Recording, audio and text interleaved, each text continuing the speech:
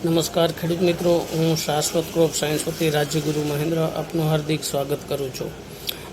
જે તમને કાળા દાણા દેખાઈ રહ્યા છે તે છે શાશ્વત ક્રોપ સાયન્સનું ન્યુટ્રીનેક્સ્ટ, અને ભૂરા દાણા દેખાઈ રહ્યા છે તે છે અધર કંપનીનું ગ્રેન્યુલ। મિત્રો, શાશ્વત ક્રોપ સાયન્સનું ન્યુટ્રીનેક્સ્ટ જે છે તેમાં amino acid, humic acid, fulvic acid, seaweed, મોરિંગાનો અર્ક અને ઓક્સિન આવા બિન રાસાયણિક તત્વો રહેલા છે। તેમાંનું એમિનો એસિડ છે તે છોડને પ્રકાશ સંશ્લેષણની પ્રક્રિયામાં ગતિ વધારે છે અને છોડ વધારે ખોરાક ઉત્પન્ન કરે છે, માટે વૃદ્ધિ સારી થાય છે। હ્યુમિક છે મિત્રો, તે છોડના મૂળનો ગ્રોથ કરે છે, માટે જમીનમાં રહેલા પોષક તત્વો ઝડપથી છોડ લે છે અને છોડ તંદુરસ્ત રહે છે। ફુલ્વિક એસિડ છે મિત્રો, તે ચોમાસામાં ઓછા સૂર્યપ્રકાશવાળું વાતાવરણ હોવા છતાં છોડ ઇઝીલી રીતે પ્રકાશ સંશ્લેષણની પ્રક્રિયાથી ખોરાક ઉત્પન્ન કરે છે, માટે છોડ વિકાસ છોડનો સારો થાય છે। હવે પછી એમાં જે સીવીડ રહેલું છે મિત્રો, તે એક દરિયાઈ શેવાળ છે અને 100% બિન રાસાયણિક છે।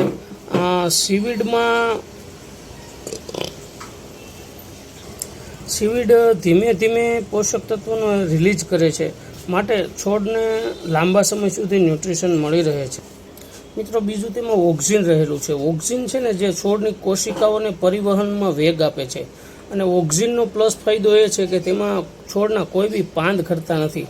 અને છેલ્લે મિત્રો, એમાં એક મોરિંગાનો અર્ક રહેલો છે। મોરિંગો ન્યુટ્રિશનથી ભરપૂર હોય છે મિત્રો, માટે છોડને તમામ ન્યુટ્રિશન મળી રહે છે અને અન્નવાહિની અને જળવાહિની વેગ આપે છે। મિત્રો, ન્યુટ્રીનેક્સનો ઉપયોગ કરવાથી તમને બધા પોષક તત્વો મળી રહે છે, ખેડૂતોને બીજો વધારાનો ખર્ચ ઘટે છે અને 100% બિન રાસાયણિક હોવાથી ખેતીમાં સુધારો આવે છે, ઉત્પાદનમાં વધારો આવે છે। આ ખાતર ઓગળવામાં ઝડપી હોવાથી ખેડૂતોને પૂરેપૂરું તેમના ખર્ચાનું વળતર મળે છે। ન્યુટ્રીનેક્સનો ઉપયોગ કરવાથી પાક તંદુરસ્ત રહે છે, માટે બીજા ખર્ચા ઘટે છે, જમીન બગડતી નથી, તમારો પાક બગડતો નથી, માટે ગ્રેન્યુલમાં તો ન્યુટ્રીનેક્સ્ટ જ